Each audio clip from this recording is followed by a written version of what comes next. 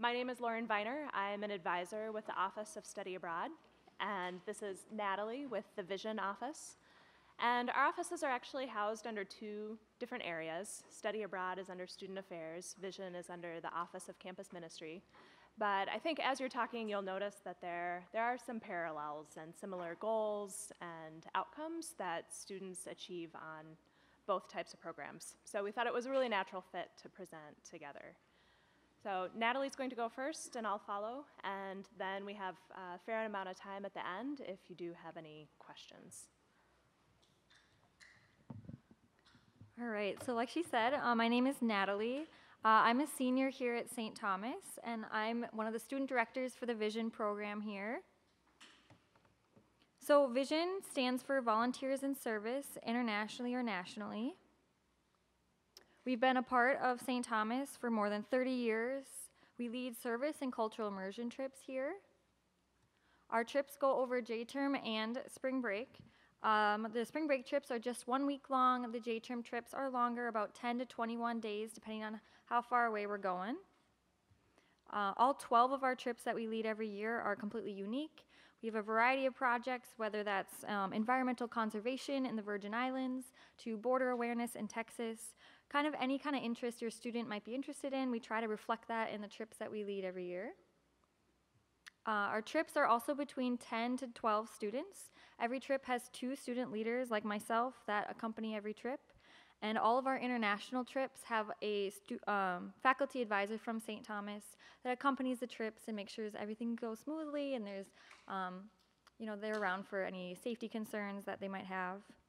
And I think having small groups on the trips is really beneficial to the experience, helping you get to know your group, making sure everyone's safe and having a good time. So what really gets to the core of our program at Vision is our 6 components. So I'm kind of just going to go down the list through all of these here and explain what that kind of means to us. So service, this can look like a lot of different things, whether that's building houses, working at a food shelf, volunteering at a school, you name it. We're doing all different kinds of service projects on our trips. We just really work to fulfill needs in the host communities we're visiting. Justice issues. So when visiting these sites, we're going to experience a lot of different justice issues, whether that's poverty, homelessness, racial or religious oppression, environmental damage.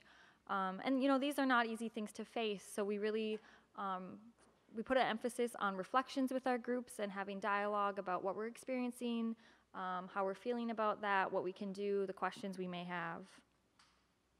Cultural exchange, so this is not only about us experiencing new cultures and expanding our personal worldview as we travel, but it's also about sharing our own culture with those that we meet and being really proud of who we are and where we come from. Spirituality, this is a big component for us as well. Like I said, the nightly reflections are a big part of our program, and we often talk about spirituality during these conversations. We are really open to different beliefs, and we like to challenge each other, question. It's a really kind of unique space that I think you may not have other places on campus to talk about your spirituality. And then simplicity, this is one of my favorite components. So when we go on a trip, we really try to simplify ourselves, and we leave our cell phones behind, we pack lightly, we maybe leave our makeup behind, we try to eat and stay in modest accommodations. So it's a really great way, I think, to escape the chaos and clutter of our daily lives. I think college is really fun. I myself love it here, but it can be a little overwhelming sometimes. And so to step back and maybe escape social media or all of your belongings can be really refreshing.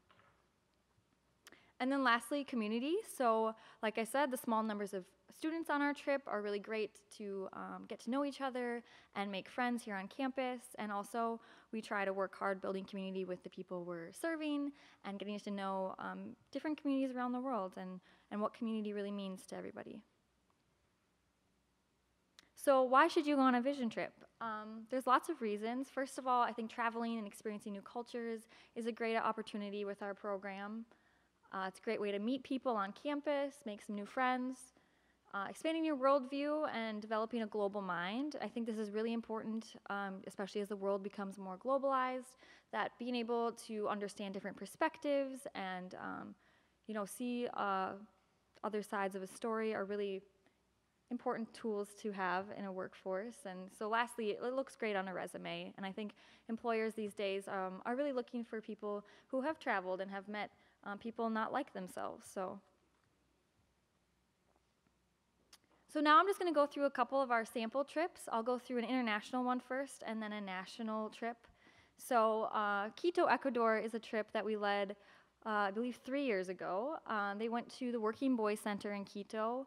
They slept in a dorm-style house. They had the meals provided by the center. They flew right into Quito and were picked up. What they did for the week, they volunteered in classrooms, prepared meals, worked around the center, building a home, tours of the community, and they even had some time for fun, going ziplining, waterfall rappelling, and hiking. So fun trip, really educational trip. My good friend actually went on this trip and just speaks very highly of the program. And then a national trip sample is to Denver, Colorado. I myself went on this my freshman year.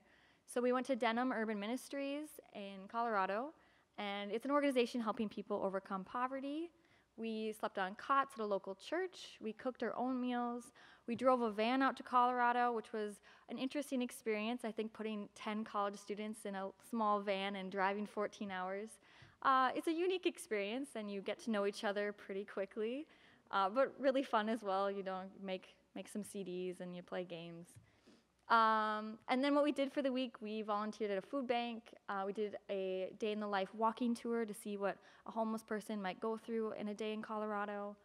We painted a house. We had a day to go to Rocky Mountain National Park. And we did those nightly reflections I've been talking about every night to get to know each other and talk about what we were learning. So amazing trip. I made some great friends, had an amazing experience. So nextly, I just wanted to kind of give you a sample of what we're planning for this coming year. We're in the works of planning all of our 12 trips, but right now we're planning on going to Ghana to build houses. We're going to be working on a farm in Missouri. We're going to be doing wildlife rescue in Thailand and even working on a Native American reservation in South Dakota. And there's going to be 8 more completely unique trips just all over the world that we're really excited about planning. So I think as parents, health and safety is obviously a very important part to talk about in these trips. So starting off, the communities we're working with are really good with working with college students. Our student leaders like myself are trained throughout the year. We do first aid training, we do CPR training, van safety training, risk management training, you name it. All year long we're getting trained on how to accommodate the students and keep everyone safe. And then the faculty advisors go along on the international trips. All of our participants have a pre-departure orientation where they get to meet their groups, meet their leaders, they get a sample itinerary, get to ask any questions they have about the week or couple weeks they're going to be going on. And lastly, meeting with the UST Travel Clinic and having a travel insurance is always required on the international trips. It's better safe than sorry. So just some frequently asked questions we get. So cost, lower end, our domestic trips usually start around $400, $500. And the max is around $3,500 for our international trips. Just jumps up with the cost of airfare, but we always have scholarships available to help with the cost. We give out 15 scholarships every year to students. Anyone can apply, and that really helps make it more reasonable for our students. We begin accepting applications as early as September. We're going to be around campus throughout the year, finding people, promoting, so hopefully your students will see us around to get more information. But I also have our website and our email up there. That's a better way to contact us, find out more information. And I have handouts up here with me that I'll hand out. I'll be kind of in the back after the presentation. If you want to grab a handout, also has our website on there and our email. So yeah, so lastly, I just kind of wanted to talk quickly about our brand new office here at St. Thomas. And this is kind of the new office that Vision falls under this year. So beyond just coordinating the Vision trips, the Office for Service and Social Justice now runs a variety of volunteer programs for both on and off campus. So Volunteers in Action, Catholic Relief Services, Tommie's Together are just a few ways that students can get involved in volunteering around the area. And since we're a new center, we're really flexible with what we do with students. So we really encourage students to stop in, say hi, share any ideas they have for volunteering, anything they want to get involved in, and we'd love to help them set that up. So Yeah, that's all I have for you. I'm going to hand it over now. Actually, if there are any questions quickly. Yeah.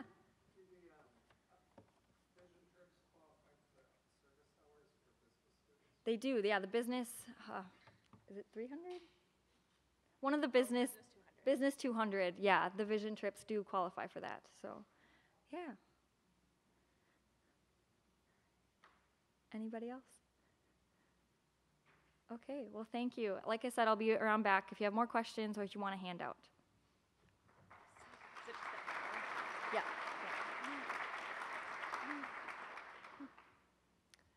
So did anyone here study abroad as a student? A couple of you? Great. Well, one of the things you might hear your students start to say after a while is that everyone at St. Thomas studies abroad. And that's not quite true, but there is a culture of study abroad here. And as you can see here, just over half will study abroad at some point before they graduate. Nationally, that participation rate is only at about 10%. And that number goes even lower if once you start to look at longer experiences, like a semester or a year. So even if it does feel really common, we do like to remind students that it is a really unique experience that will set them apart when they graduate.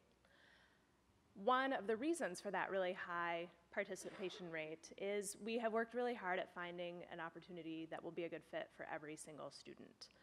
So for every single major, including STEM, interests, comfort levels, things like internships that they might want to do while they're here as well.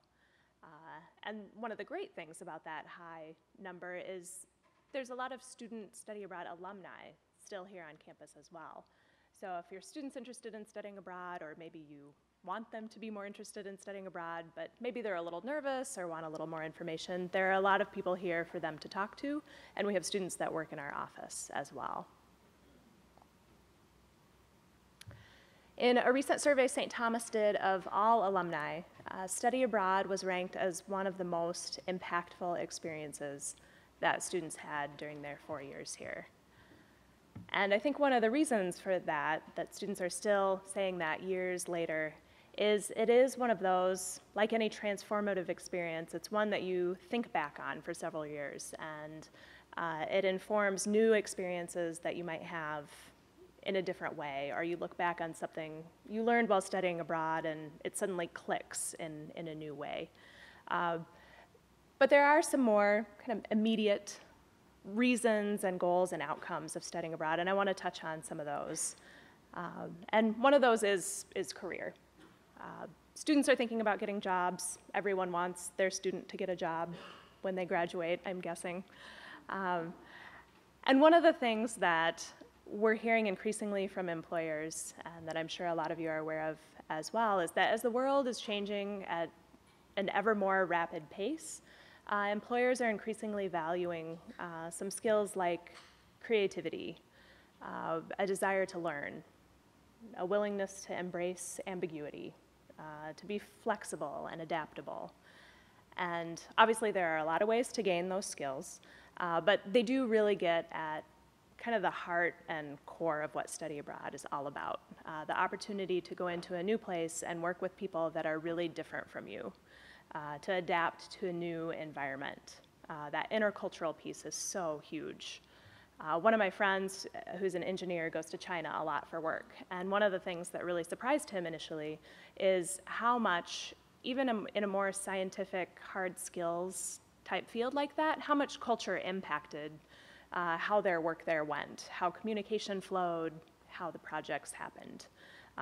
It's not to say that would have all gone perfectly if he had studied abroad, but he did wish that it was something that he had thought about, as it might have prepared him for that a little bit more. For this upcoming academic year, our graduate assistant is coming back to school after teaching for several years. And during her interview, she talked about her 5 months that she spent in Ghana, and how her time there as a minority really informed how she approaches her diverse classroom now, and how that has helped her improve as a professional and a teacher. And And students come back with a lot of different reasons and go for a lot of different reasons. Language learning is kind of an obvious big one. There's nothing quite like 24/7 immersion, where people are speaking the language you're there to learn all the time. You hear a variety of accents, dialects, slang. And of course, one of the key things is how is that study abroad location interacting with what students are learning in the classroom? Why is it important to study that topic in the location where you are? So we have our biology students in Costa Rica doing field research in the Costa Rican rainforest. Our business students in Shanghai might go to a business headquarters and talk to business people there. Art history students are going to museums and seeing the actual work of art that they're studying. So many, many different examples. And through all of those kind of interpersonal academic examples, students are coming back and talking about how they feel more independent, more self-confident, more willing to try new things, more willing to try new things by themselves. So a lot of different reasons and a lot of different things you can do to achieve those goals. Students can really tailor their experience to help meet what they want to achieve personally and academically. There are programs that range from 3 weeks for January term or summer term, all the way up to a full academic year. Students can go for an individual semester, 2 semesters. They can go more than once. And a lot of that is just really up to what's going to work for them. Courses are going to meet their degree requirements. The goal is that it moves them towards graduation. We want them to graduate in 4 years just as much as you do. And alongside those courses, they can do things like internships, field research, service learning, really, really a wide variety. Our advising process is going to help narrow that down a little bit. So students, we don't want them to be overwhelmed by the range of options, but both their academic advisors, their major advisors, and myself and the other advisor in our office will help them look at the courses they need to take, kind of what they want to do, and help them narrow down their option list to maybe 2 or 3 options. So we do have a lot of program possibilities. One of the things we talk about to students is potentially thinking about if they're interested in working internationally. What's the most likely place where they might do that? And that's a little hard to predict, but that's one place where their academic advisor or major advisor can really help influence them as well. Another thing is just thinking about what it's going to be like once they're there. I usually describe a J-term experience as a pretty intense 3-week sprint. You know, it's a full 4-credit course, really condensed. It's going to be really immersive into that course content. It's going to involve seeing a lot really quickly in the host country. Semester is going to be a little bit more like living there. Just like they do here on campus, there's might be a chance to be involved in some clubs. They're going to adapt, have a new daily routine there, just a little bit more of a chance to really dig in and learn more about that host culture.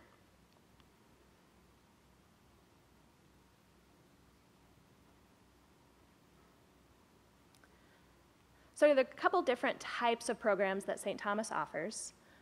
Some are led by St. Thomas faculty and are for St. Thomas students. A couple that I'll highlight are the Rome core semester. That's an experience designed for the fall semester of the sophomore year, and students have the chance to take 4 core credits while studying abroad in Rome for a semester. There are also 2 first-year January term programs, Theology 101 in Rome, Art History in London, that both fulfill core requirements that are for first-year students only. There also are 2 major programs, London Business Semester, Catholic Studies, and then there's a variety of always changing J-term and summer St. Thomas faculty-led options. There are also options through our many program providers that we work really closely with to provide some of that breadth and depth of options that I was talking about. We work with program providers that have their own locations all over the world, and that will allow students to take courses with students from around the US, possibly local students in that host country, as well as international students. So just a slightly different feel than one led by St. Thomas. One of the main questions we get about study abroad is about cost. How much is it? And there are really a variety of different price points. For semester, it's largely going to be comparable to being here on campus. Some of that's driven by cost of living. There are programs that come in a bit above as well as a bit below, but it is going to be comparable. Scholarships, grants, loans can all be applied towards study abroad program costs, so students can use their financial aid in order to study abroad. And our office does also have a lot of scholarships that students can apply for. There are some scholarships through our office that range anywhere from a few hundred to a couple $1,000s. We also help students through the application process for some national scholarships that are maybe a little bit more targeted, that can be as high as $20,000. Really, really a wide range. This is another place where students planning early will really help them in the process to find all the resources that they have available. Just as it is for you as parents, safety is our #1 priority for students. We work really closely with the program providers and vet them carefully before using them, as well as all of the locations that students are traveling to. Before students go, kind of like for Vision, students will always have at least 2 pre-departure meetings, orientation, talking about health, safety, intercultural integration. They're also going to have an orientation when they're there on site with the St. Thomas faculty or program provider. And no matter what type of program students do, there's always someone there, program provider contact on site with them 24/7. So if students have questions about being safe in the city, cultural questions, if they need to see a doctor, anything like that, there's always someone there for them. Our office is always also on call 24/7. We use the same international health insurance for all students that the Vision office does. And also are in really close contact with our providers, faculty on site, and monitor sites like the State Department, the CDC, and all of those kinds of things. So if this is something that your students are interested in, there are some initial steps they could take right away. Our website does have a lot of information. September 15th, which is a Thursday right away, fall semester, will be our fall study abroad fair. This is where all of our program providers come. Our office will be there. It's a really great jumping off point for them to start to get an idea of what's out there. This is on our website and a lot of promotional materials that were handed out at the fair, at the ONR fair today. But if your students are thinking about that, I would highly encourage the September 15th study abroad fair. To conclude, I'm going to play a short video that one of our semester students made about her experience in Ireland, and then we will open it up for questions.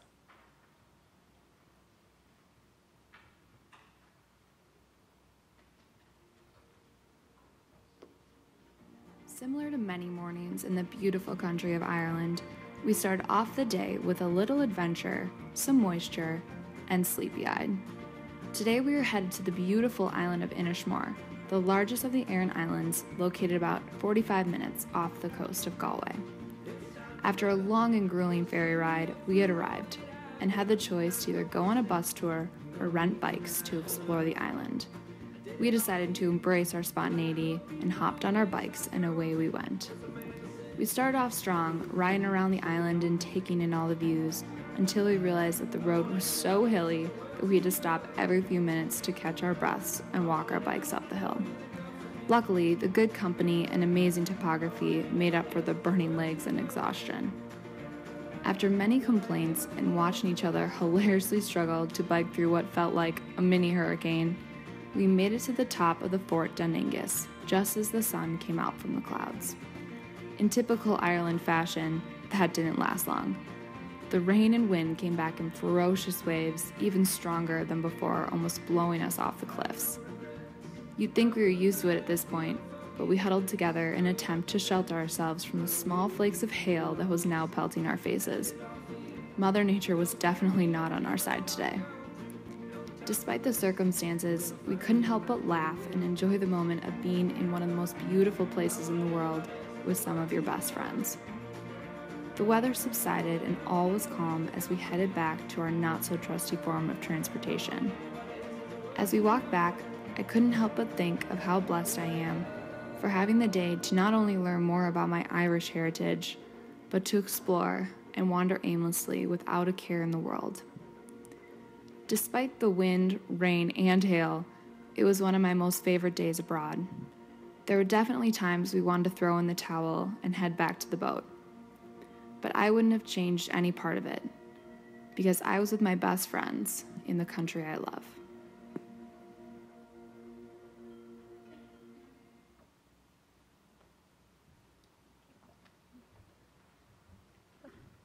Does anyone have any questions about study abroad or vision?